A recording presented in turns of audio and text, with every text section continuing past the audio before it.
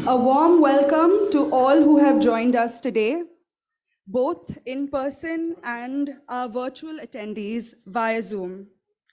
We are honored to be co-hosting an important discussion today with the Bureau of Energy Efficiency, aptly titled India's Carbon Market, an Emerging Unicorn. Yesterday happened to be an important day for BEE. It was the Bureau of Energy Efficiency's 21st Foundation Day.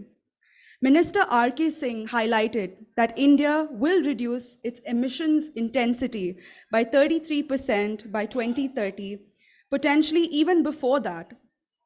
Power Secretary Alok Kumar further noted that the efforts of BEE have achieved 50% of India's emissions intensity reduction with a staff of just 120 people, a feat in itself. And now the Bureau of Energy Efficiency, under the guidance of the Ministry of Power and the Ministry of Environment, Forest and Climate Change, is also the administrator of India's carbon market. In the 10th year of the PAT scheme, the foundation upon which the country's carbon market will be built, we are confident that the Indian carbon market will serve as a mechanism that will enable the reduction of greenhouse gas emissions and will draw a path for India to transition towards low carbon sustainability and achieve its ambitions of net zero by 2070.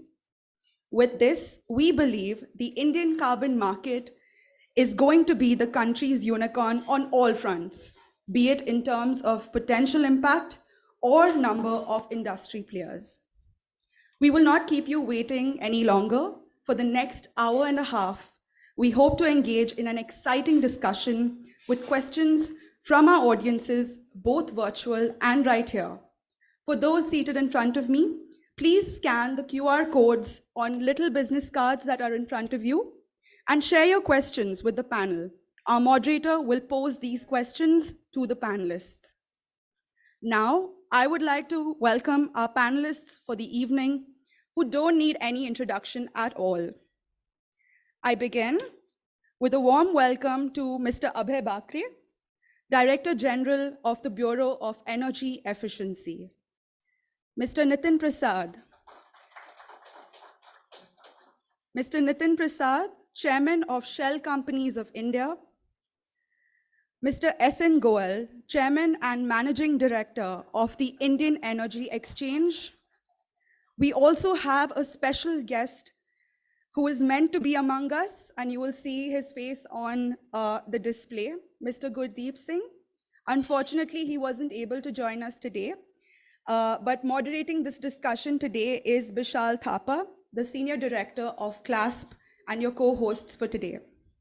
Once the discussion ends at 7:30, I would request all of you to join us for dinner, which will be served in the hall itself. Apologies for this to our virtual audience. Over to you, Bishal.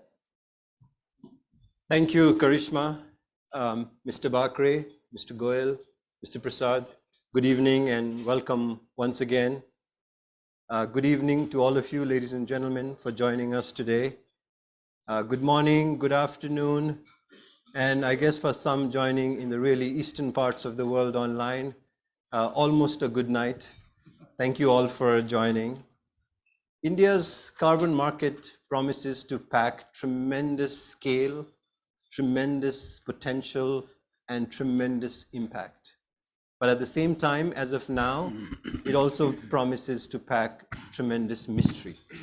And what we are attempting to do here this evening is really have an opportunity to take a sneak peek into how that mystery may be unfolding and what may be evolving. There's, of course, tremendous interest nationally in terms of this national carbon market, but there's also a lot of international interest in how India is shaping this market. And part of the reason for having it in the evening is to give participants and stakeholders from around the world an opportunity to join in these discussions. So for those of you tuning in from the western parts of the world and fitting this into your morning yoga, thank you. And for those of us, breaking the little time you had reserved maybe to watch the series on Netflix you really wanted to. Thank you very much. But I promise you, stay tuned and it'll be as good as your yoga and as good as and dramatic as any series on Netflix. So please stay tuned. Uh, Carbon market itself is an extremely broad topic. It touches almost anything, many things. And Indian carbon markets in some ways are going to be the same. It's very expansive, it's very broad. And I was thinking it's probably one of those things that is almost as daunting and as beautiful perhaps as the whole diversity of India. It's that big. And so what we're going to do today, this evening, is not so much try to look at everything because it's too much to take on in just an hour and a half, but it's really to pick on 2 points, and I want to stay very narrowly in these 2 themes. The first one is to take a look at what are the principles, what's the logic, what's the motivation that's shaping these Indian power markets, Indian carbon markets, sorry.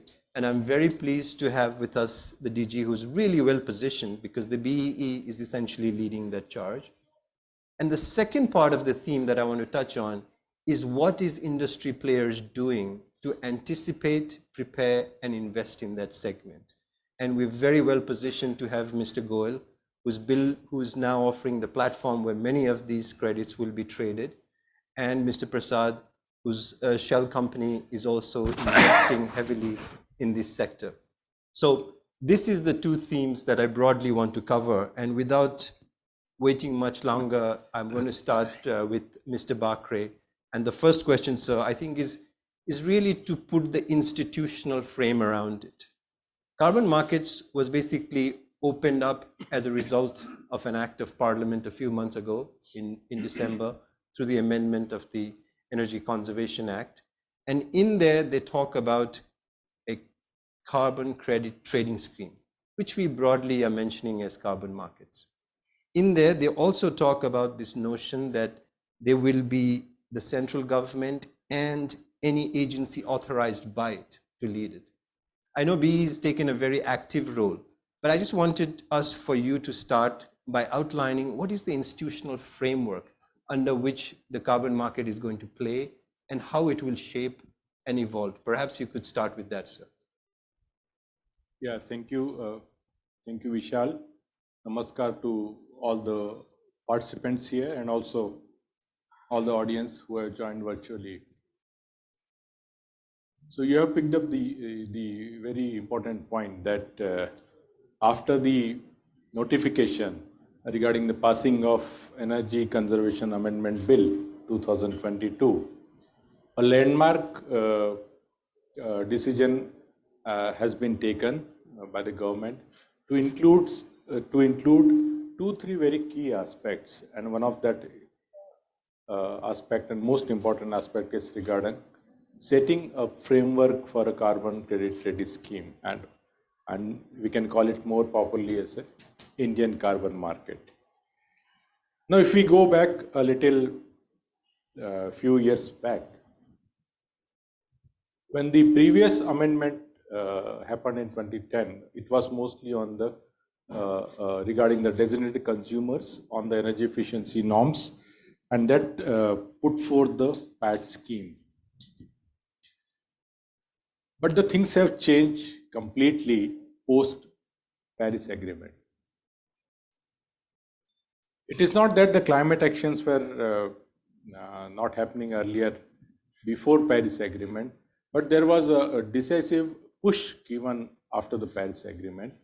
And when India submitted its NDCs, listing out various initiatives, programs, which India have already rolled out and also intend to further take it in the coming decade, and especially the NDC period from 2021-2030, it was necessary that all these incentives and the interventions have to be rewarded.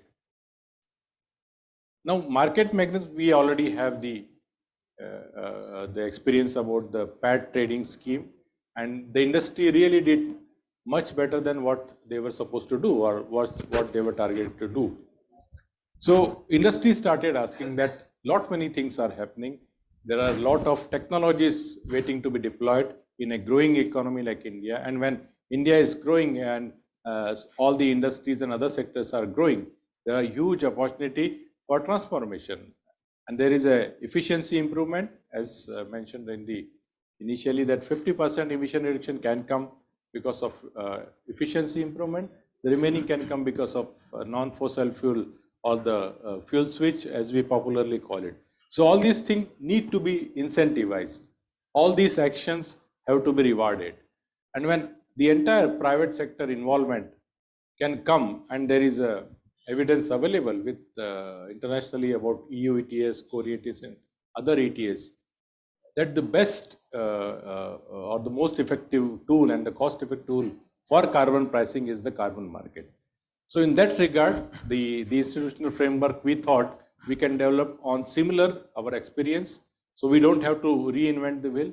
The concept is available globally. The experience available locally in India because of REC and PAT market. But at the same time, we thought we wanted to make it a more robust, institutionally backed with the regulatory framework. That's why this amendment has been passed by the Honorable Parliament, and now it has been notified.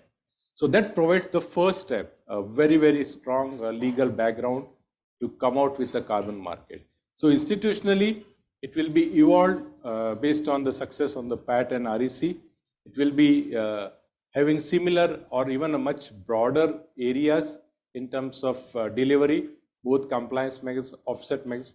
But the whole idea is that all industries and all other actors, both in the obligated or even non-obligated categories, both will be rewarded through credits so that they can get possible return. And we want that the market to be robust enough to get a very valuable return for their investment. And that's why the acceleration will happen on all carbon mitigation actions in India. Great. With that, I want to switch to you, Mr. Prasad, and get you to reflect on some of the key points that the DG remarked on. One is, look, the institutional piece is now pretty well established. That's an important thing. At least there's legal and parliamentarian cover for it. Second is you want to draw industry, you want to draw other stakeholders, you want to incentivize, you want to find some of the cheapest cost. And I know at Shell, you have outlined a very strong decarbonization strategy that is also very expansive in terms of wanting to move towards net zero emission business by 2050. And for an energy business, that's a pretty large undertaking. And I'm just assuming not an insignificant one. I can't imagine the discussion that might have unfolded in your board. A lot of that is, one element of that portfolio, that decarbonization strategy portfolio, looks at how to use carbon credits from nature-based systems. And I'm sure as you think about these, there must be triggers in your mind about institutional clarity that you seek as you make these investments. And I'm just wondering if you could perhaps comment on, how some of these carbon markets could help you in the implementation of that strategy, broadly that strategy, but also what is the institutional clarity you are seeking as you make these investments? For you, what becomes the critical mass? Let's go for it now. It'd be great for us to hear from you on that front. No, thanks for teeing up, Bishal, and also let me just begin by thanking CLASP and BE for organizing the session and giving us all an opportunity to share. I just to sort of build on your point on our ambition, because I think it helps to clarify where we're coming from and what is the clarity we're looking for. We do plan to be a net zero company by 2050. And quite importantly, we have said that would be on scope 1, scope 2, and scope 3.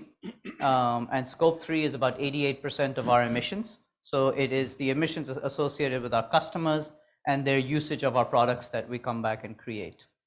Now, we additionally have come back and said that in scope 1 and scope 2, by 2030, we will reduce our emissions by 50% on a 2016 baseline. And we already achieved over 18% by this point in time. So we're well on our way to come back and achieve that particular target. Why do I mention that? Is because in that basis, we see carbon credits and carbon markets playing a role in many different aspects of our business. So we see ourselves as being a generator of carbon credits. And just to sort of add to what you said, certainly that's in the nature-based solution side, where we have projects across a range of different opportunities: afforestation, prevention deforestation, mangroves, agricultural, and other sort of activities across the world, including India. We also see that, of course, in CCS and carbon sinks and carbon storage, because of course that in itself also will generate a certain amount of carbon credits as we go forward. So we see ourselves as a generator of carbon credits, which would be needed for our portfolio, because the reality is that if you look at a refinery or a chemicals asset that's there, we continue to see that fossil fuels, some amount of fossil fuels, has a footprint that will continue on beyond 2050. And we see that in certain sectors, such as aviation, heavy duty trucking, maybe some marine sectors. There's parts of the sectors where we don't see line of sight today that we can completely displace fossil fuels. And hence, as a society, but also as a company, we need to think on a net basis. And one of the things that we've looked at in terms of even getting down to our scope 1, scope 2 reductions is that we will start with all the right things, which is blending of different components, lowering the CI intensity of the things we do, addressing methane emissions, do all the operational things that we can. We will do things in terms of finding new processes, electrification, shifting our capability away from some of the core fossil fuel burning things. But eventually, even after doing all of these kind of things, we find that there will be something that will be left over. And fugitive emissions is a challenge in any one of the heavy processing industries that is there. And there is a base that we will have to come back and address. And so hence our first role as a generator, very big, important. Quickly, I'll cover the other ones because we see ourselves as a trader. And one of the things that's really quite important in our particular business is to play the entire value chain and to be able to come back and recognize that there is an opportunity for us to buy and sell credits within domestic markets, but also across transnational boundaries, because that is the way that we can address some of the challenges of excess supply and demand imbalances that may particularly exist. So, for example, Brazil or India, at this point in time, probably has an excess of supply, which will, of course, depress the pricing in a market that's available. Whereas, of course, Europe and some of the other countries that have more ambitious net zero targets and some of the companies who have announced even more ambitious targets in those areas are short on credits. And there must be a balancing mechanism that allows us to play. And we see ourselves as a trading outfit being able to come and be a balancer of credits along the way. But the third aspect is also absolutely important, is a marketer and seller of credits that's there. If I take a look at my B2C business, the ability to come back and offer credits to consumers to offset their emissions, we've already starting to see this roll out in our aviation business in partnership with many of the different airlines. But equally in a place like Netherlands, we have come back and in our service stations offered a gasoline or diesel customer to come and offset their fuel purchases by taking emissions. And the take-up rate has been upwards of 25 to 30%, in terms of people expressing their choices, given the optionality to be able to do that. So we see us being a marketer of credits and offering the opportunity to consumers to be able to express their choices to offset their own emissions as they go forward. And in the B2B space, we have a large number of customers in steel and cement and aluminum and many different sort of sectors that are there. And they face a similar challenge that I spoke about, that they have created decarbonization roadmaps. But ultimately, there is a problem with fugitive emissions. There is a challenge on how far we can really push the boundaries. And therefore, there is a need to come back and offer them also the ability to come back to purchase credits as they go forward. And you can name any large industrial activity in India or outside, and they're all clear that we need to come back and have him. Thank you. I think that was a very comprehensive response, and I'm struck by all of the themes that you identified and pulled out, because I think those are the same themes that will sort of percolate or reverberate through this discussion. Just one quick follow-up question for you before I move to Mr. Goel. Is the motivation for Shell in terms of the activities appeared from a mix of your own recognition of the importance of sustainability, a little bit of the business opportunities, and particularly I'm thinking about this, B2B segment that you're looking at. What kind of institutional clarity is important from government to kind of enable that business vertical to take off? It's a great question, and thank you for teeing that up. So today we are transacting with a number of these customers. We are offering clean energy solutions to these customers. Now here's the challenge. The challenge is that, I've spoken to 80 of the largest corporates in India. We all have an internal carbon price. We've all come up with our own number, right? And the range on that number is so broad. It can be from a displacement of Europe, 100 euros per ton, to down to, let me just take a look at the market today, which can be done 5 euros per ton. And unless we are able to come back and have a mechanism that has a baseline number, we cannot transact with each other. And it's a fundamental flaw in terms of just being able to understand and value a clean energy technology if you cannot even put a common price and a common number to it, or have a independent arm's length pricing mechanism that you can come back and reference in a formula basis to go forward. And therefore, it's absolutely important to have the institutional clarity on and have an exchange, which I'm sure we'll get to, which has the depth and the transactions that are there that gives us the certainty to be able to transact. But there's other mechanisms that I'll add to this. The other clarity, of course, very much is there is a lot of we of course are accused, just like anybody else, of greenwashing, right? And let's just throw the elephant in the room out there, right? I mean, and having an institutional framework that comes back and certifies the quality of the credits or the actions that we come back and take gives us that ability to come back and put credits forward and recognize the right pricing, the right premiums for the work and effort that has actually been put in.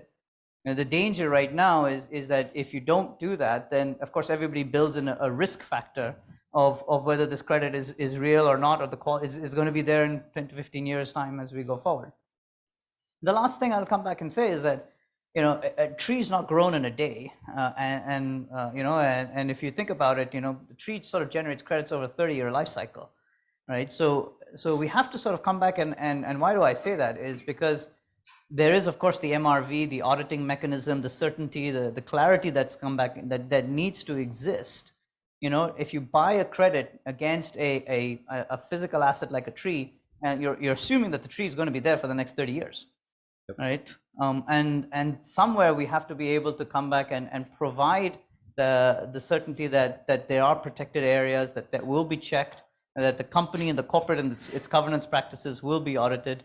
We would ask for us ourselves to be audited, because then that just simply brings the quality of what we're doing forward. Right. So in essence, the institutional clarity that you think is important is one that gives clarity and some institutional base to the pricing mechanism, protects the sanctity of those credits, and then also the essential sanctity or the validity of the action being undertaken is actually resulting from some actual impact. You said it better than I did. So I think that's no, thank you. With that, I want to switch to Mr. Goel. So the Indian Energy Exchange has been a pioneer in sort of enabling the vision of government, at least in power sector, and then later on to other commodities in the energy and emission sector, of trying to put into practice the reforms that are there. But in some ways, there's also been sometimes challenges, and I'm going to draw from the example of electricity derivatives. That took almost 10 years for the institutional clarity between, is it going to be the Securities Exchange Board that has jurisdiction, or is it going to be the Electricity Regulatory Commissions, and before the High Court intervened and the Government of India, Ministry of Power intervened. From the exchange point of view, as you look to design these carbon markets and implement these carbon markets, what kind of institutional clarity are you seeking from the DG and others in the government?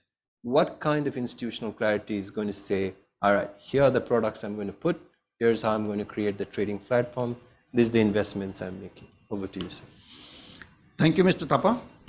First of all, I would like to thank BEE for inviting me to this panel discussion.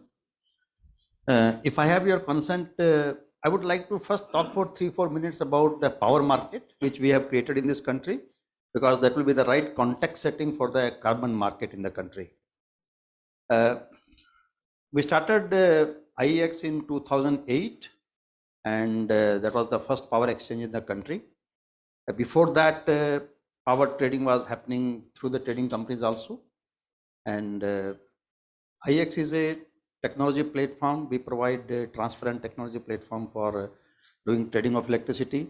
In simple words, I can tell you this is something like stock exchange, NSE, where you can do trading through one of the Zerodha or ICICI Direct kind of brokers, and you can do your KYC on those platforms and then do sale and purchase of shares. I mean, you don't have to get into any contract for doing trading whenever you want. In the similar fashion, on the IEX platform also, anybody can register themselves. They have to do initially KYC and then can do the trading on the trading of electricity, sale and purchase of electricity as and when they want. We have today almost about 7,000 participants who are registered, almost all distribution companies of the country, all generating companies. We have more than 1,500 renewable generators and renewable participants, and more than 4,500 industrial consumers who are registered with us. So participant base is very, very high. Almost every day, more than 1,000 participants participate in this market. We have very high level of liquidity. It is a competitive price discovery which is happening on this platform.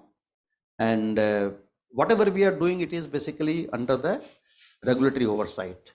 Central Electricity Regulatory Commission, CRC, is our regulator. They have laid down power market regulations. We have to work within those regulations. Our all rules, bylaws are approved by the regulatory commissions. All products which we want to launch on the exchange platforms, they are approved by the regulatory commissions. And that provides a lot of credibility to the exchange market. And in the last 15 years, what we have seen that the price discovery on the exchange platform is very, very competitive. In fact, if you look at the CRC data for the last 10 years, price discovered on the exchange platform is almost about 75% lower than alternate mode of transaction. And the kind of benefit which we have provided to the consumers is something about more than 30,000 crore rupees. So that is, I mean, just to tell you about the efficiency, competitive price discovery which happens to the exchanges, because these are transparent platforms. And that is what the carbon market will be hoping to tap. And the transparency, you know, we do trading. Today you can purchase power for delivery of power tomorrow, and every day has 96 time block. We do price discovery for each of the 96 time block. In the evening hours, you can find for each of the 96 time block, there is a price discovery curve displayed on the website. And you can see it for yourself why your bid was not accepted. Correct. And everything is transparent. So that's the beauty of the exchange platform, the market, transparent market mechanism. I mean, coming to the carbon market, I mean, we recently launched the gas exchange also. That was 2 years back. So we are operating Indian gas exchange also. So coming to the carbon exchange, I think some of the things required are, one is the institutional framework, regulator. But I understand from the discussion paper which was issued by BEE a couple of months back that CRC is going to be the regulator, and we have a very, very, I mean, experienced regulator in the sector. So that is one thing good. And BEE is going to be the nodal agency. So registry is another part of it, that we need to have a robust registry mechanism so that the registry and tracking of the credits, that can be done. I mean, it should be possible to track the credits, and then when the credit transactions happen, so whenever you want to transfer the credits to the person who has purchased, so that should be possible to do that, so that no retrading happens. And if that retrading is allowed as per the regulations, then there should be a mechanism for that also.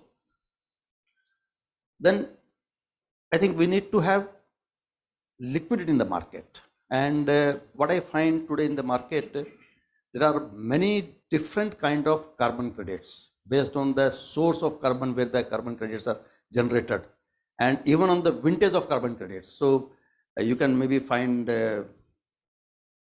70, 80, hundreds of products. So that, you know, that fragments liquidity in the market. So it is necessary to fill up these credits in 3-4 buckets only. And maybe we can have multiplier effect. If some carbon credit has got higher value, maybe we can create a multiplier. So only then we will be able to create liquidity in the market. And liquidity is necessary for efficient price discovery. So that is another thing. And standardization of the contract, that is very, very important. Because participants should know in advance what kind of contracts in which they are participating. Physical and financial settlement mechanism, that has to be very, very robust so that participants have the comfort that yes, they will get paid in time. I can tell you, as far as IX is concerned, in last 15 years, there has been no default and all physical settlements have been reconciled 100%. So we need that kind of a framework in the sector. Then I think we need a very robust monitoring system in the sense that we did accreditation agencies, like in case of ESARTs, we had auditors in the market who were basically doing the audit of the industries, and based on that, the ESARTs were issued. Similarly, here also we need to have accredited agencies for doing this job. I think the monitoring, reporting and verification mechanism has to be very, very robust. And we need to put in place the standards as per which the carbon credits are going to be issued. Yeah, which is pretty much similar to what you were saying, Mr. Prasad. And one more important part is, I think, enforcement of the whatever obligations we are creating. Right. I think that is very, very important. In case of REC market, what we have seen, though there is no penalty mechanism, but then the state regulatory commissions are there to enforce compliance with respect to the RP obligations. Yeah. And in the annual revenue requirements, they ensure that distribution companies comply with that. If they don't comply, in some of the cases, they have also, in fact, directed distribution companies to put money in the escrow account for purchasing RECs in the subsequent years. So compliance is very good, and that is why, fortunately, RECs trading is happening. On the ESAT side also, though we did only one cycle trading in 2018, next cycle trading has started now. I think from the learning of these cycles, we need to have some compliance mechanism. Right.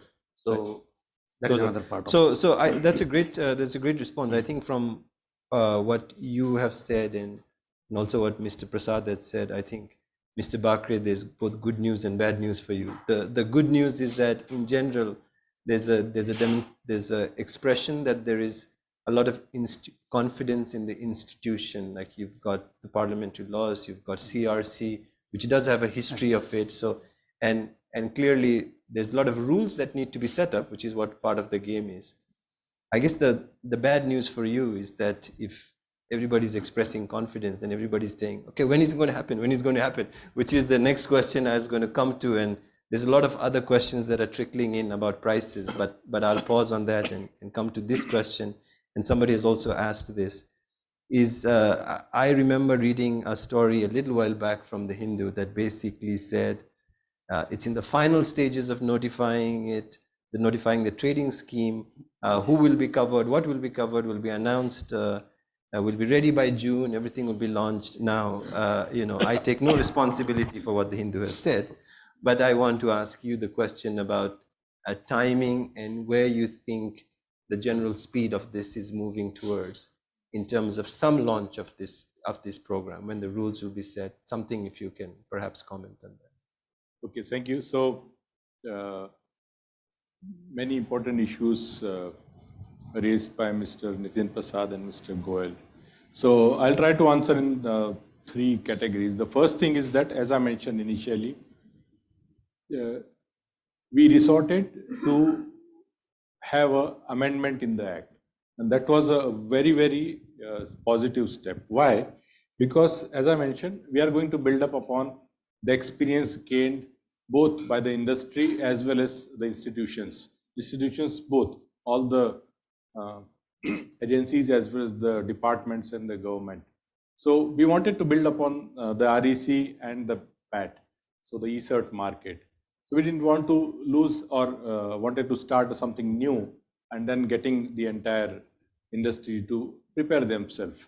So in that regard, if we see, and we have analyzed other markets, UET, etc., everybody started with some pilot phase, some preparative phase like that. Even Corsia FVC or even Korea has done like that. So we started in a manner that yes, the institution which has been created, and we will try to broad base it, make it upgrade it, or even make it more flexible by converting the RAC or ECERT, the same regime, then getting into the carbon credit. So it doesn't mean that we are going to actually convert these credits available, but the system will be in place exactly the same thing. Mr. Goel already mentioned, so there has to be a regulator because the CERC has a good experience, so that is the obvious choice. The second thing is there has to be a registry, so registry has to be a transparent, keeping account of all the credits, debits, transaction, and I rightly mentioned if there is a resale of credits, there has to be a clear tracking of that. So these are all systems available in the Indian institutions. So the same we want to, so that can save time. That's the good thing. And to make it happen, the regulatory framework is going to be in place. So that's why when the legislative has been passed, so that gives a lot of empowerment to the government. So this is the first part. The second part is the challenges. So challenges, very rightly said, the questions which will be asked. Fortunately, we have a good experience in terms of the quality of the credits. So the ECERTs, it was really difficult, and yesterday only, as I mentioned, we celebrated the 21st Foundation Day of Bureau and also celebrated the 1 decade of PAT scheme. So what were the challenges? The challenges, it started from setting the targets. So that is another way, how to scientifically set the targets. Who should be the sectors? Whether they every sector to be covered, or do we really start with only the most potential one where the market can actually become robust with a good liquidity and then moving around? Should we keep the rest of the sectors in voluntary phase or an offset mechanism like that? So, and then who is going to actually do the quality check, the audit and the MRV? So this will be the big challenge. So now our most important thing will be how to upgrade, how to enrich the pool of auditors, accredited auditors, taking leave from the previous work of CDM, their DOE, all other frameworks in the other countries, their ETS system, and then come out with a very effective pool, very strong pool, not the few of them, but many of them who are actually capable of doing the MRV. So that will give the credibility of for our market, the credibility of the Indian carbon market in terms of their the credits and the quality. And of course, as mentioned, these technologies, these projects have to have a certain life. And what is the how long those credits will be recognized? How long those will be validated? So these are all questions which we are going to build upon that. So these are the immediate challenge. The last thing, as you mentioned, when will it happen? So if we see the PAT and the RECs, it took a certain time to actually get evolved. As I mentioned, there is a system should be in place about the registry. That's the starting point. There will be, as rightly mentioned, the 2018 trading system. So CERC had to come out with different regulations, how the trading will happen, how it will be monitored. Then the exchanges, IEX and other exchanges, their business rules have to come up. So these are all the regulations which will definitely follow once the institutional structure is created.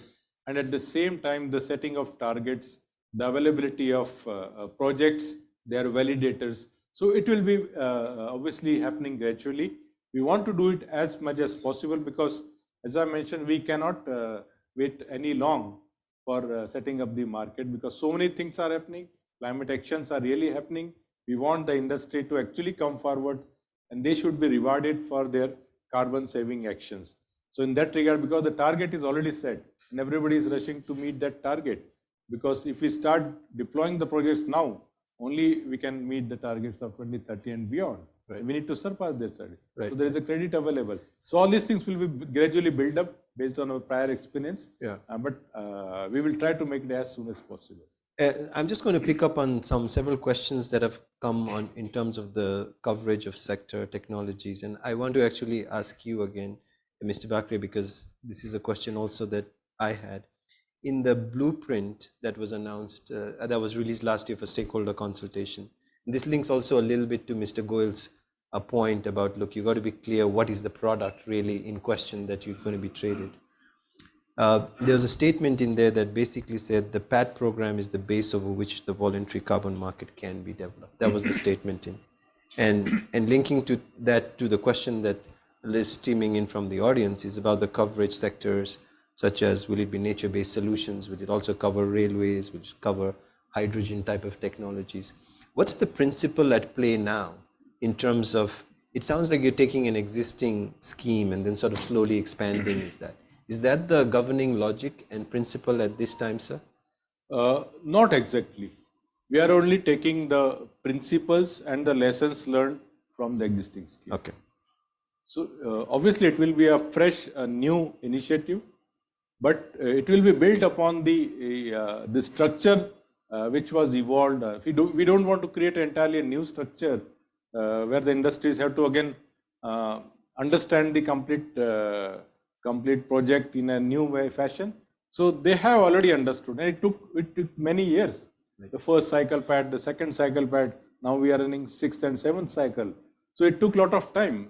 It took more than 700, 800 workshops, seminars, training of auditors, training of energy managers, and then different, even for the trading purpose, we had so many sessions, workshops, how to even educate them to participate in the trading. So all these things we don't want to actually lose that kind of capacity already available in the industry.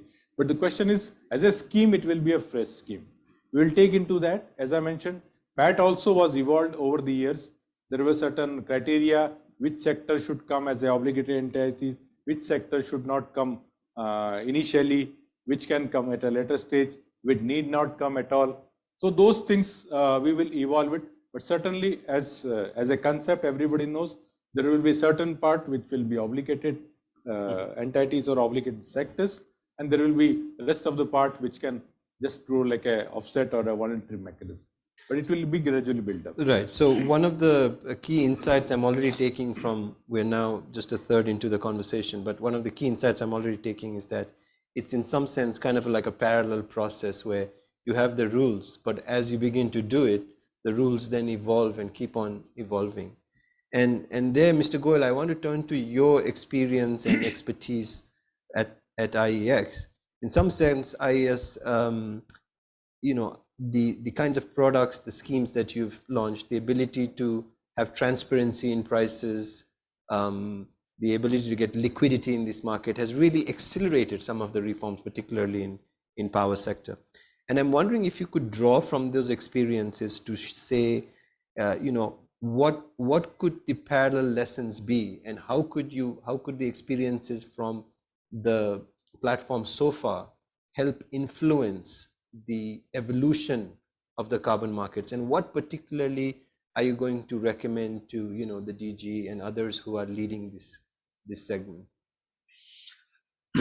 Yeah, I mean, learning from what we did in the last 15 years, one of the most important requirement for the market is a robust technology platform. I mean, when we are starting the carbon market, maybe initially there will be few participants, but going forward, the number of participants are going to increase, the number of credits are going to increase. Maybe tomorrow we are going to also do trading with other countries.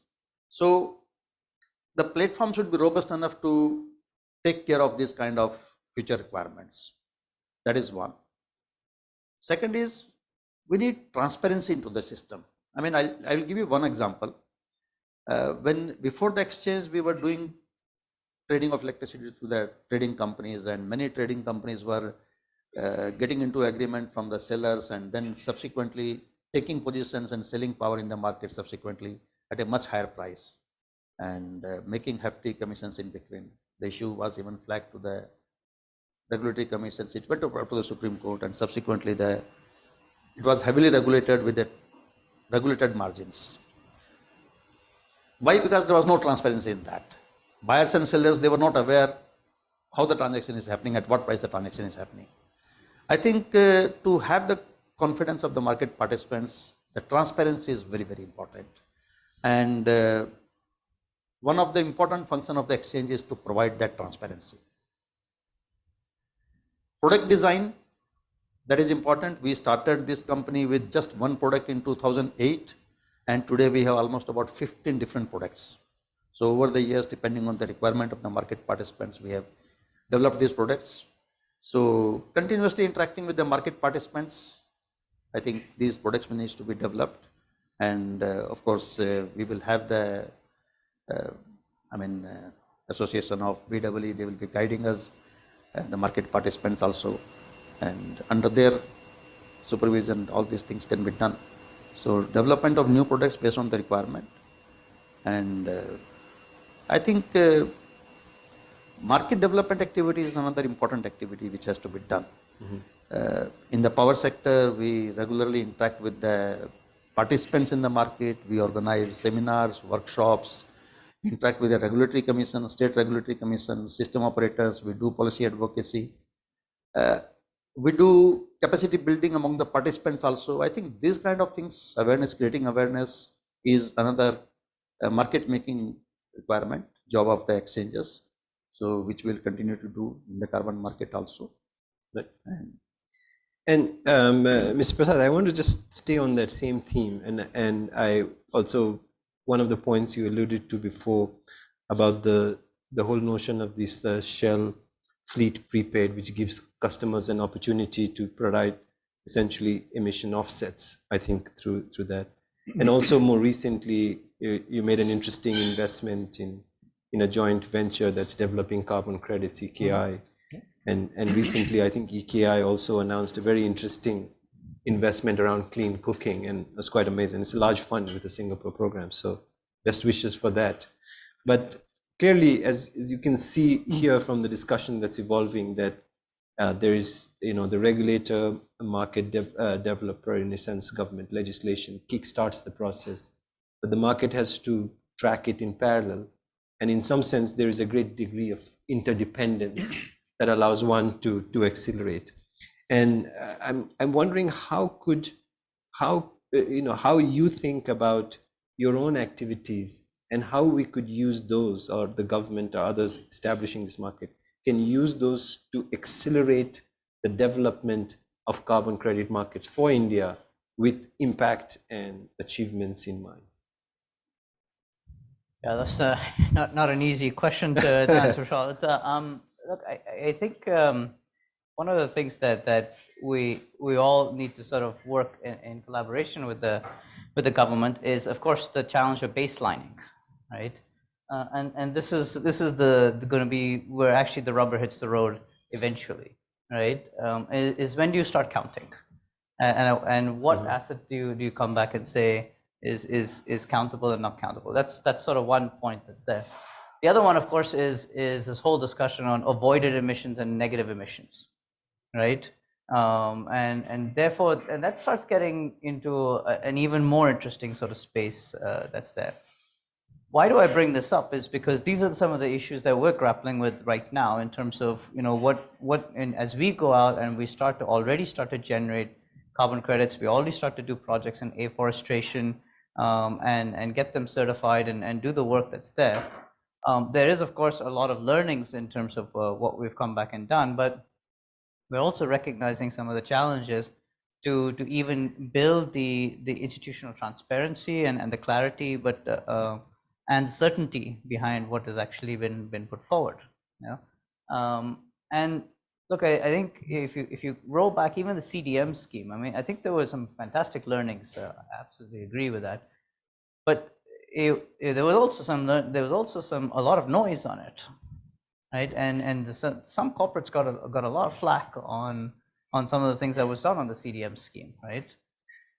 So we should recognize that being ahead of the game also can create a number of sort of issues, especially if the rules are not well established. Especially the rules are not well established, and because we're all learning our way into the particular space that's there, right? So I think the point is what's really essential is well-intentioned companies, in my mind, working in collaboration with the exchange, with the regulators, to really come back and try and frame how we can all move together jointly, because you said it quite correctly. It has to be a joint forward progress in terms of how we move forward. We cannot work in sequence. Because if we work in sequence, frankly, we'll be sitting here in 10 years from now just kind of wondering why this market's not taken off. Right? So unless we start to figure that out in terms of how we can create that and create that environment of credibility and trust amongst ourselves, in terms of how we do that, we're in danger of the creating holes and creating opportunities for people who are not as well intentioned to take advantage of it, and in that sense they would also create the problems and destroy the market before it even begins. Right. Mr. Bakre, if I can turn to you and pick up some questions that's coming in from the audience, particularly around prices. I guess you talk market, everybody's interested immediately in prices. So let's get to the 1,000-pound gorilla that's sitting quietly in the room somewhere.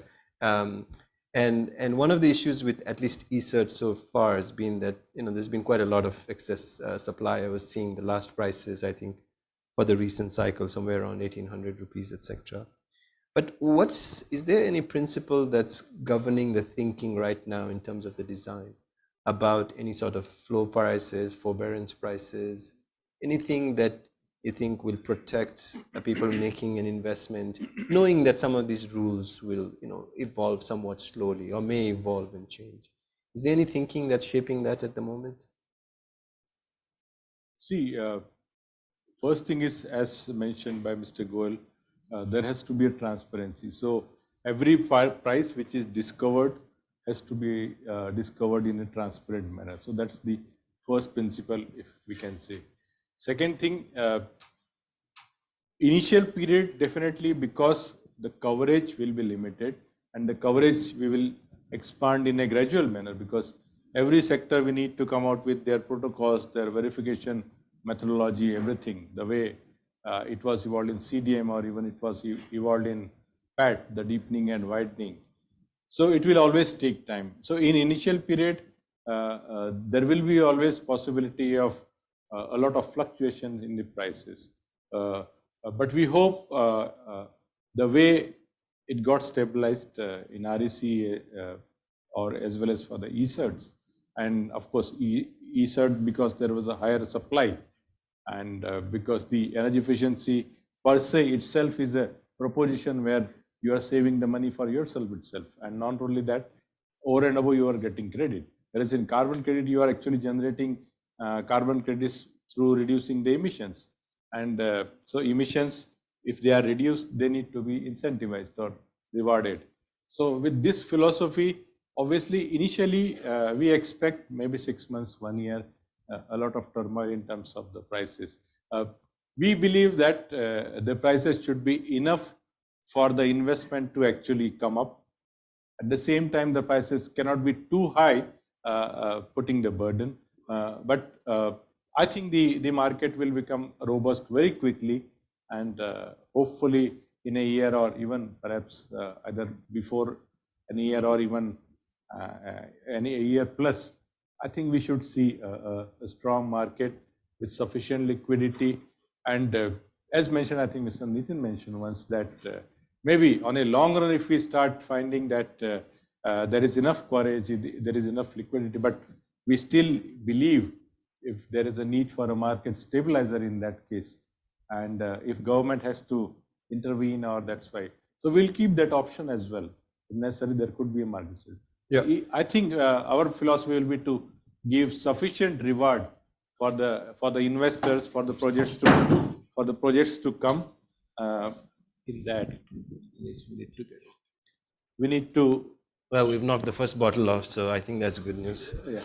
So we need to get, I think, the carbon prices in a fashion that there is sufficient incentives for the projects to come up, right, and the investment to come up. So I think that's reassuring for investors to know that at least there's going to be some thinking about ensuring there's enough return, but without it being too burdensome for others. But also I think what you're expecting a slight turbulence maybe in the beginning as this scheme stabilizes. Mr. Goel, very quickly to you on this theme. We've seen in e-certs, a little bit on REX as well. There's been quite a lot of excess supply, and maybe the prices have remained pretty close to the floor prices. Is there anything that you're thinking from a exchange point of view to try to stimulate demand? I know there's about, right now in e-cert, somewhere at 200, 300 odd participants in there, but is there anything you're thinking from an exchange point of view about triggers, anything you could do to stimulate the demand in these particular type of products? Yeah, first of all, I would like to talk about the REC. In the REC market also, when we started in 2010-11, similar things was happening. There was a huge inventory of RECs, participation was much less. And then we started doing our policy advocacy, interacting with the state regulators. Couple of states were enforcing, state regulators were enforcing compliance. We took these orders to other state regulators, showed them, see, this is how other states are doing it. And probably this is a more cost-effective mechanism to comply with the RPO obligation.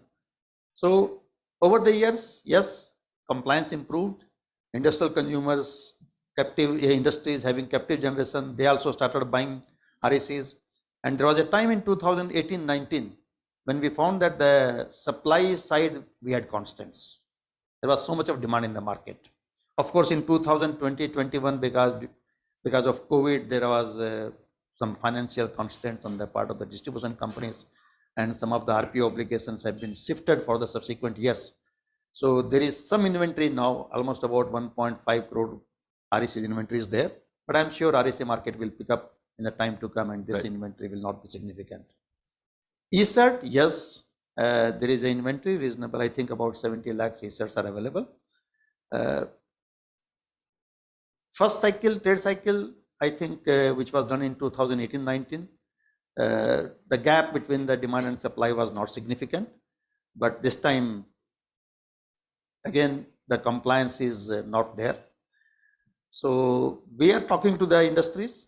We are, creating awareness among them. But at the same time, one important thing is that we need to create an enforcement mechanism also. I think that is very important. See, first session in 2018-19, e-cert price went down to 300 rupees. And at that kind of a price, there is no incentive for any utility to improve the efficiency, because they can buy a e-cert at 300 rupees and without doing any improvement or without making any investment for improving the efficiency. So it doesn't serve the purpose. So I think what has been done to put the base price is the right thing. And this base price is very, very reasonable. But I think enforcement mechanism that if you don't comply, then this is what is going to be done. That also needs to be put in place. And I think based on the experience in the next couple of months, maybe something will be done on that also by the BEE.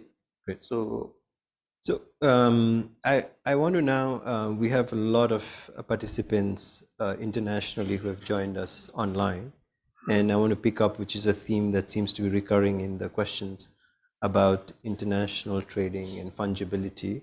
And with that, I want to move, sir, to you, a question on fungibility. And a few weeks back, India's National Designated Authority for Implementation of Article 6 of the Paris Agreement, which is the most amazing tongue twister if you ever do the acronym, I won't try, announced a notification that only about 13 different types of projects could be traded internationally.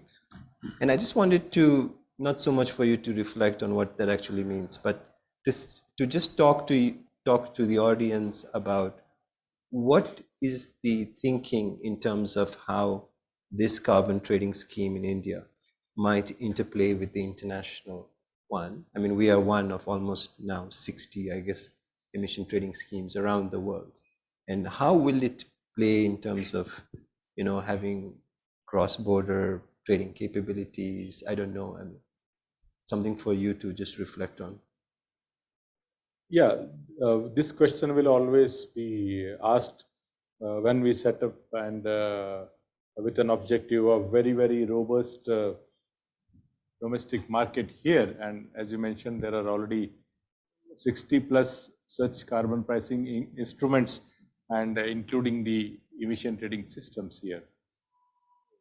So we need to understand that after the Glasgow, where the rule book for Article 6 was finalized and the mechanisms for 6.2, 6.4 have been now under discussion, they are getting evolved. It was left to each member countries to set up their own authorities, and as Indian government has already done it, the NDA, IPA. At the same time, this authority has been given or empowered to decide what kind of projects will actually be included in 6.2 or 6.4, and what kind of the structure will be there, what will be their protocol to set up the meta registry, to set up the different verification system. So these things are happening. So obviously one purpose of setting up Indian domestic market is to actually strengthen all the climate actions here, reward them, but at the same time keep it enough flexibility or enough provisions in the institutional structure itself.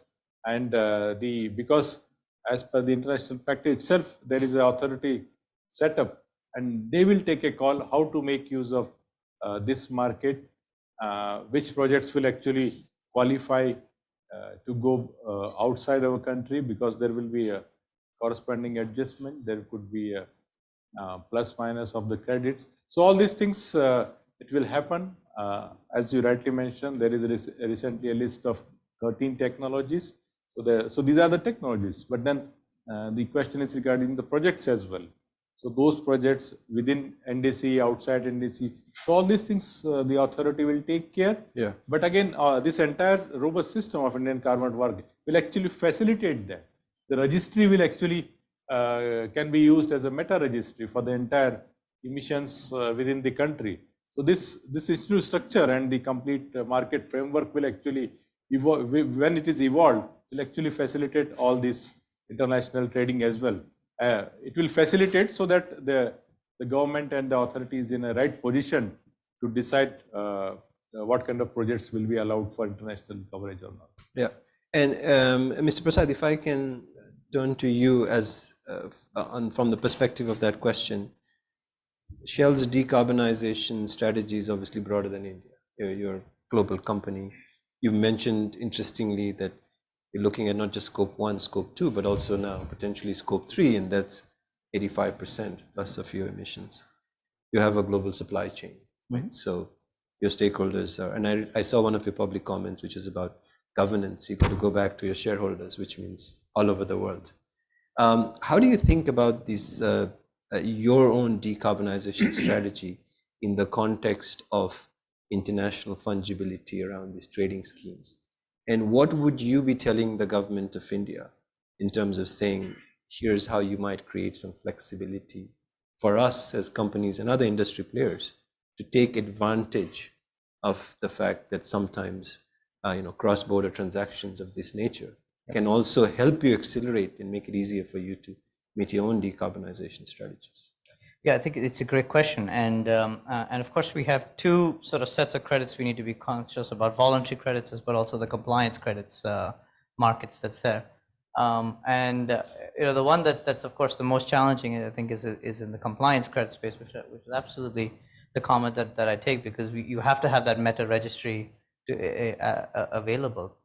But the thing is that we actually have countries and governments who will come to us and point out that they are quite interested in finding people who they can work with and countries that they can work with to come back and look at projects to be done within that particular generating country, to come back and create the credits that they need, because they frankly don't see line of sight to be able to create the credits themselves. Mm-hmm. And from my perspective, this is actually very much in sense of actually, in some sense, make in India in terms of bringing financing and bringing technology and bringing capabilities much needed to come back and decarbonize into the country that's there. Yes, we lose a little bit of the credits that we would have liked to claim for ourselves in our 2070 sort of journey that's there.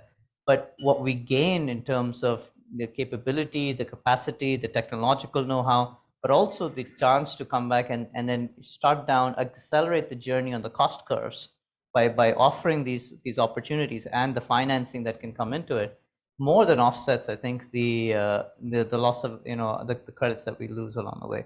So from my perspective, my message to the government is absolutely that we must come back and accelerate and enable these things to happen. Now, of course, we can't sort of, become, let it go completely out of control. Correct. But I think, using it as a seeding opportunity is very much par for the course.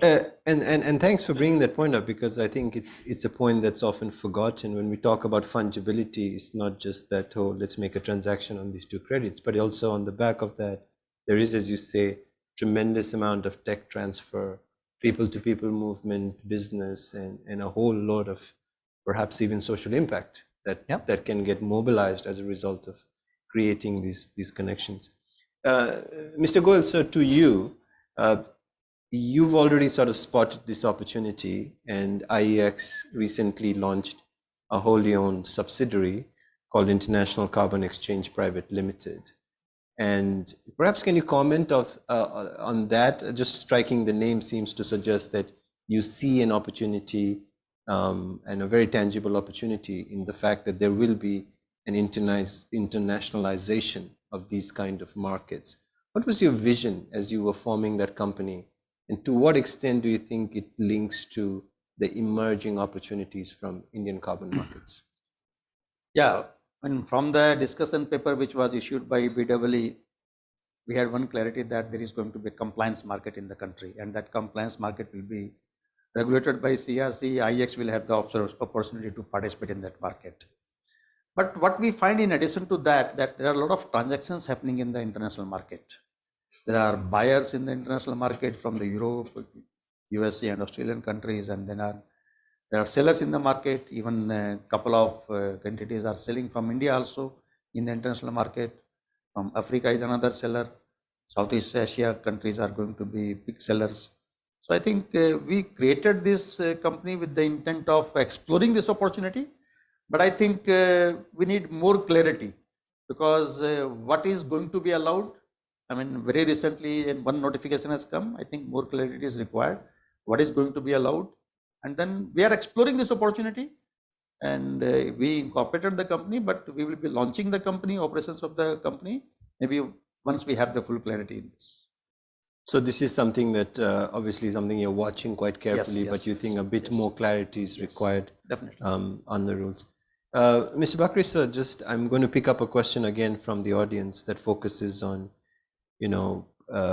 what kind of market this will be, whether it'll touch RECs, renewable energy credits, whether it'll touch e-certs.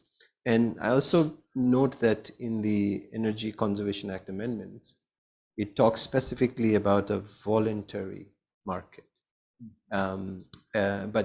And also in your blueprint, you have it in phases, phase 1, phase 2, and then the phase 3 is really about a cap and trade. How do you see the interplay between this carbon market that is evolving and between the existing mechanisms such as RECs or the e-certs, and whether this will fundamentally stay right now, for now, a voluntary scheme, or whether there's also a notion to bring within that a cap and trade, which seems more compliance oriented? See, the REC, and since it is part of RPO obligation, so we can, for a while, we can say that yes, REC is also kind of a compliance market, because it is following the principle of polluter pay principle. e-cert is also practically a compliance market, but in energy part, and both of them are energy part. But as I mentioned, that the concept of carbon market is very well known internationally. So ours will definitely be having both compliance and the carbon, the voluntary market. That's first thing. Second thing, as you mentioned, whether the things will run parallel. As I mentioned, we are going to have the fresh scheme. So the sectors will join as a fresh, and obviously we will try to over the period make sure that the rest of the schemes they may run parallel for a few years, depending on how the maturity comes for the carbon market, and then we are in a position to actually shift them and transform that. But at the end, whether it may happen after 5 years, 8 years, or 10 years, you will definitely expect that the complete transformation into a single metric on that. Now, REC, even though it has a very specific role in actually pushing and promoting greatly the renewable power in the country, but there are many CDM projects were also installed, and they were registered for solar, wind, and renewable. So renewable energy, the waste to energy, the energy efficiency, end use efficiency, all these were the agreed methodology in the CDM market. Yeah. So like that, all of them are possible options for our compliance market and voluntary market. So over the period, we will try to make sure that that everything comes into single. But in the medium term, or maybe the immediate term, definitely there will be certain period where the things where they will be parallel. distinct. Yeah. And is there an effort that as you are designing this market, you are also in parallel designing the existing schemes? I mean, you are the administrator on the eCert scheme, yeah, not so much the REC scheme, but is there also enhancement you are making to eCerts as the evolution of the carbon market design is taking place? No, enhancement, if you feel expansion of coverage, yes, that is already going on. Okay. But we are always keeping in mind that what is best suited for the industry. Because industry only came up not today, even 2 years back. And if you are talking about the blueprint, which obviously it is almost a year and a half old document. And even before that, there were a lot many industries which came that we need, instead of energy saving certificate, we want carbon credits, because we are doing both efficiency as well as fuel switching. But in last 1 year, the discussions with stakeholders, with other administrators and other partners within the government have given us much more clarity. And so we have come to a stage where we will try to set up this market very soon. It will be much effective. But as I mentioned, initial period there will be.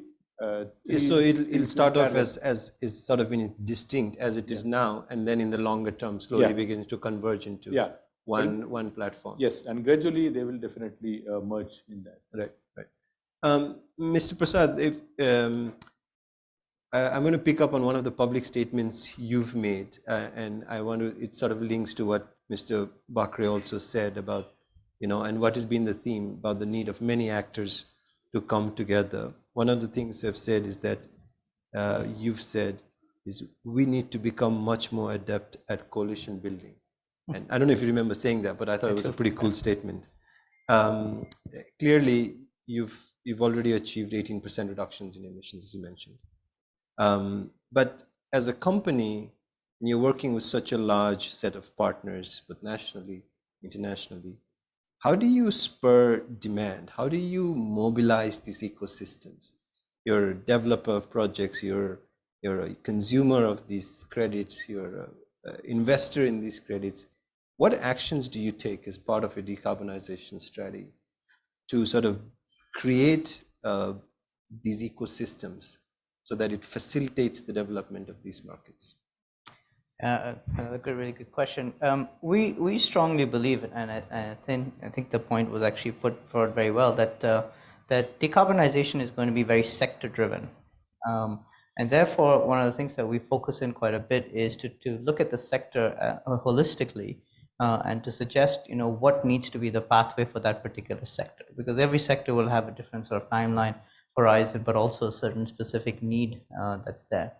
And then within that sector, we have, for example, gone in and for a particular steel plant, I can give that as an example, to come and take a look at their decarbonization pathway. And they had a very advanced goal of about 2050, and we did on the order of 300,000 simulations for them on decarbonization pathways across a range of different technologies, including carbon pricing, carbon credits, markets, and numbers that can come back in.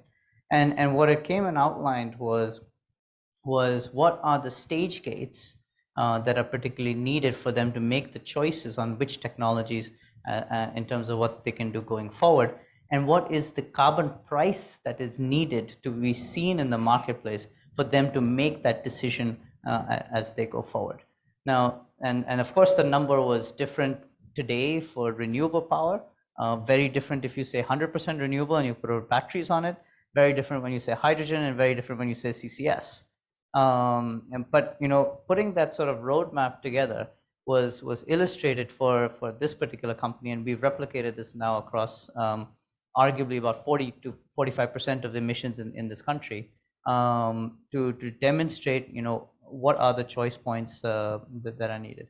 This has created and from our perspective, the pull for being and creating the transparency and the alignment on what technologies are the here and now that we can come back and deploy, and at what point and in the life cycle of a carbon market and the pricing that structure that we see, will we start to come back and say that the technologies are going to be ready to come back and deploy.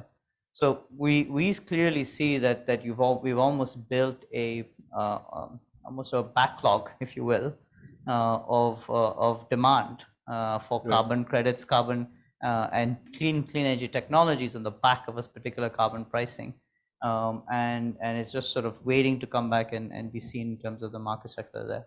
Now, the one last point I'll come back and say, and this is what we also see is if I go to a steel company or go to a cement company, let's take cement as a case in point. I mean, 60-65% of cement is used in construction, right? In the building construction that as an industry, and then construction, of course, is then sent to developers who come in and they market it, and who eventually then sell it to people facility managers who run the building, and then eventually it gets to a consumer. And by the time you sort of get to that point in time, the consumer is so far removed from the cement company that how do they come back and express their choices on, I want platinum LEED green buildings, all the way back to a cement guy, and be able to frankly adjust the value chain, right, to be able to express that choice, because the cement company has to be able to make will basically double their cost to provide green cement. Right. But by the time you get to the last guy, it probably adds maybe 5%. So we have to recut our value chains to effectively find a better sharing mechanism, right, of the value of going towards decarbonization, right? And that means that unless all the players in the value chain are sitting on the same table together, we are not able to come back and be able to do that.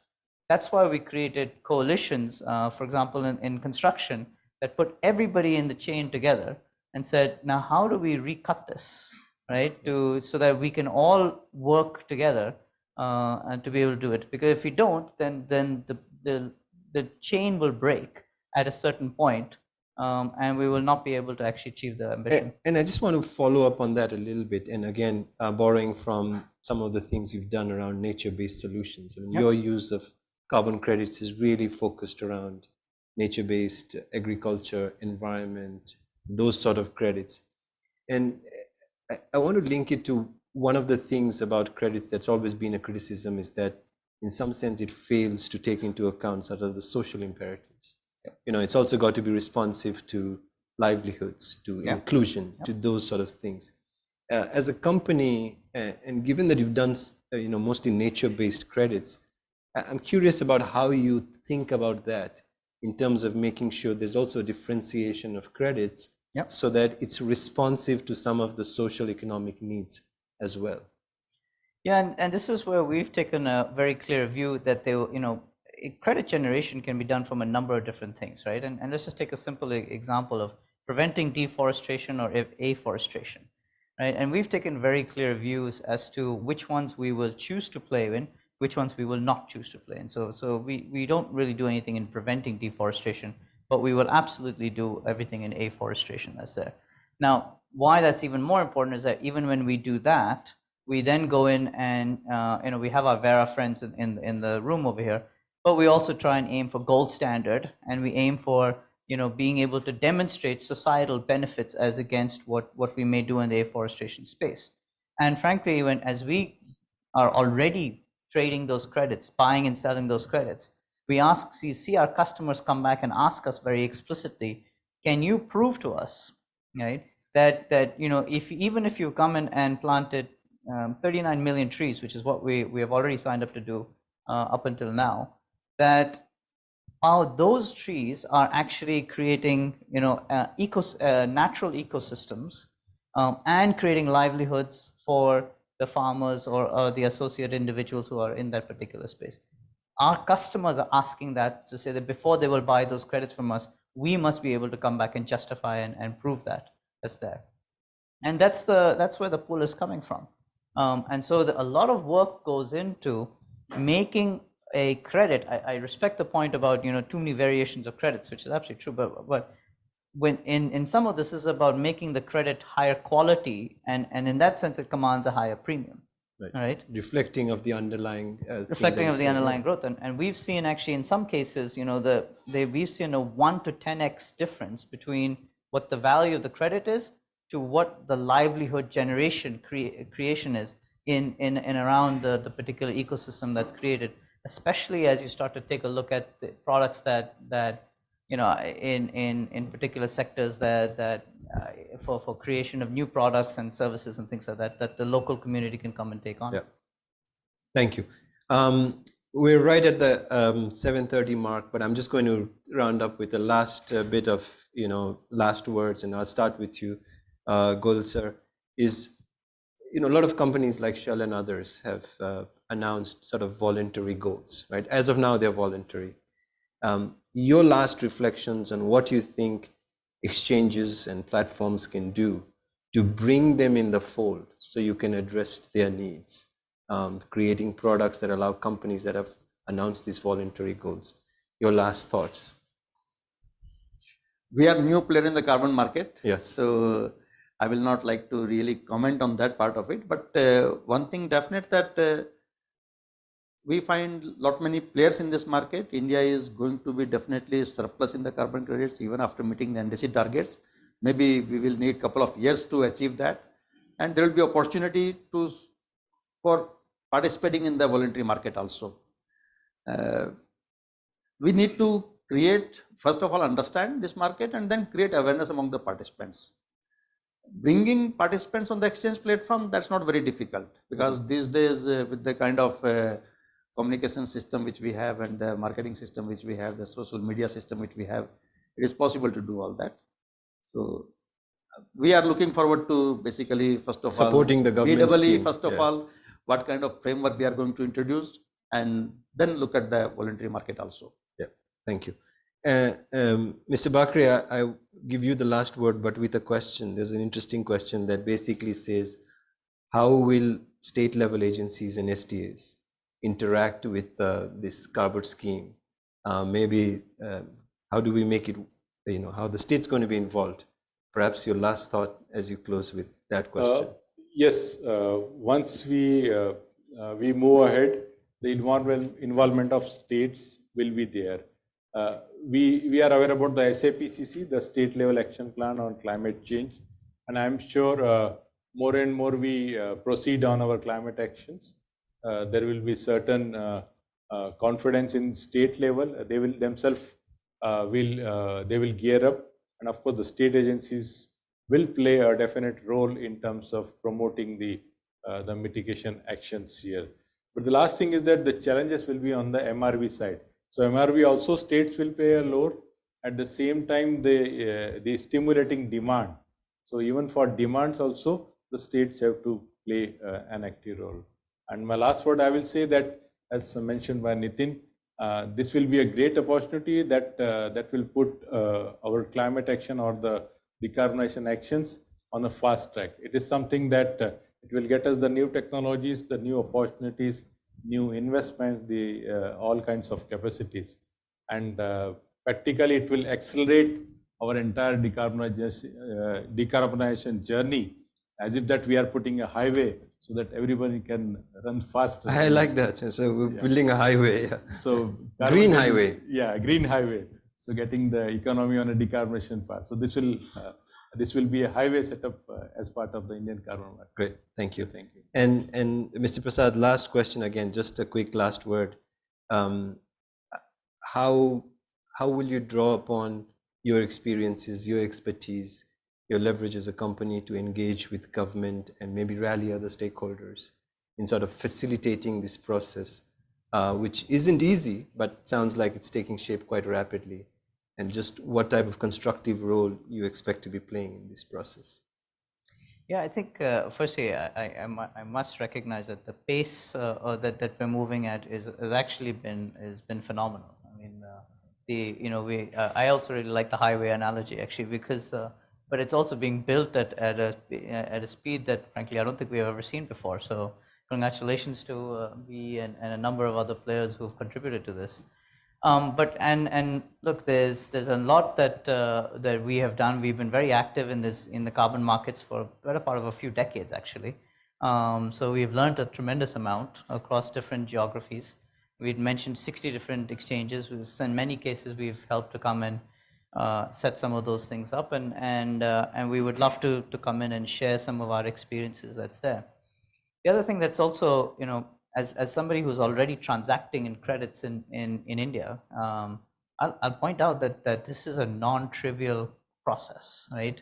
From MRV to auditing to just verification to even just moving the credits and we're of course in the voluntary market at this point in time, but and there is a tremendous amount of learnings on how complex this structures really are, and equally how much this is actually going to require of us to digitalize this entire thing, because while we're still talking policy framework and exchanges, right, which is all correct, let's not forget that we're talking trillions of dollars of credits and activity that will eventually get created by the time we're talking about 2050. You just have to imagine that an energy market that also of that particular magnitude is now going to be replicated at a higher scale, and unless we sort of come back and think about how do we create the right platforms and software and solutions and services around this, then we're going to go find that it'll be this like the tsunami that'll overwhelm us, in terms of what will happen. Because you imagine for a second, there's hundreds of thousands of potential buyers of credits just in India, right? And that's just in corporates. If we open up to consumers, you're talking a billion people who may have to come back and eventually start to think about this. So I think my point is the role we as corporates are willing to coming back and offer is to try and share a little bit about how can we create also the enablers that will allow a fantastic policy to flourish, right, and to continue to grow at a particular pace. Because I think the ambition we share is all the same, which is that India will be a major player in the global carbon markets, right? And we see it as an accelerant, we see it as a highway, but a highway also needs the guardrails and the sides and the blinders and the signs and the painting of the lines and everything else, and there's a bunch of, and the toll booths, and we're happy to come and tell you exactly what that looks like. Right. Excellent, thank you very much. I can't believe we're at well past 1.5 hours, and even though we started right on time, I take full responsibility for having gone well beyond the 7:30 clock, and I can't even begin to summarize it. I was taking all these notes, but then I wish I could show you my page. You can't try to summarize it at all. But I just want to, I love this notion of the highway. I love the idea that Mr. Goel talked about transparency and the importance of the exchanges.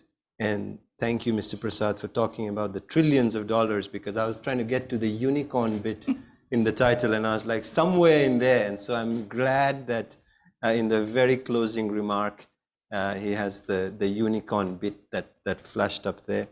So I'm just going to leave it at that. I think this is an emerging unicorn. It's one that's taking shape very fast. It's a very complex operation, and so hats off to Mr. Bakre and the entire BE team and the government of India for putting this.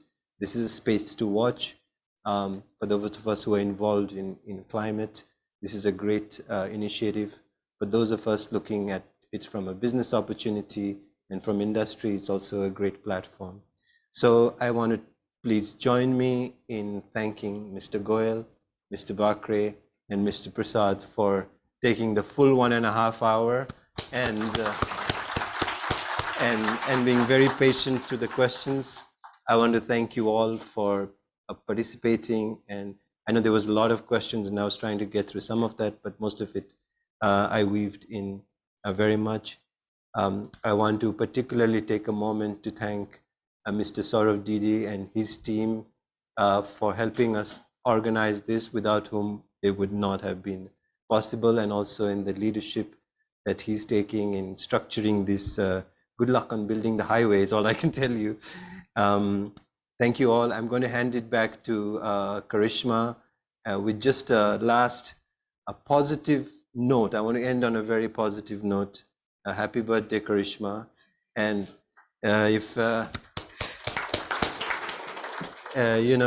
young people like Karishma can sacrifice being out and partying with their friends to join a discussion of carbon markets, I got to believe that no matter how big the crisis, it's getting solved. Over to you. Thank you so much. I would take this moment to get everyone to really applaud our fantastic panel today. I think 1.5 hours is a feat in itself. And once again, can we have a round of applause for our panel? This was an important and riveting discussion, to say the least, and to really express our gratitude to our panelists. We would like to call upon Mr. Ashok Kumar, the Deputy Director General of the Bureau of Energy Efficiency, to present a token of our appreciation to our panelists. Sir, please. Why don't you give it to him, sir? He has to race. Yes, please.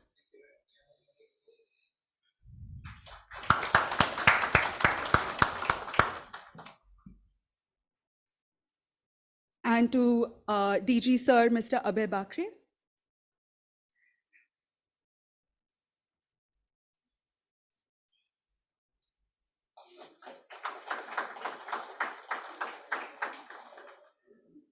To Mr. S.N. Goel from IEX.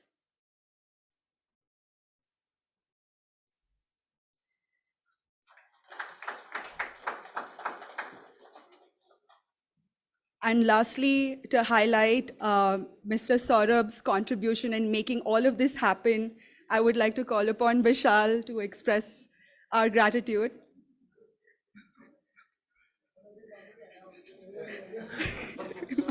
Okay, yeah, let's take a picture. Thank you. Yeah. He said no. No. Ma'am, please come.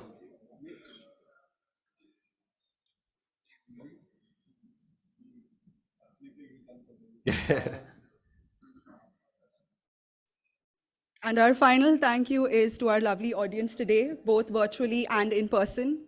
Thank you so much for all your questions and for staying patient for this discussion of 1.5 hours.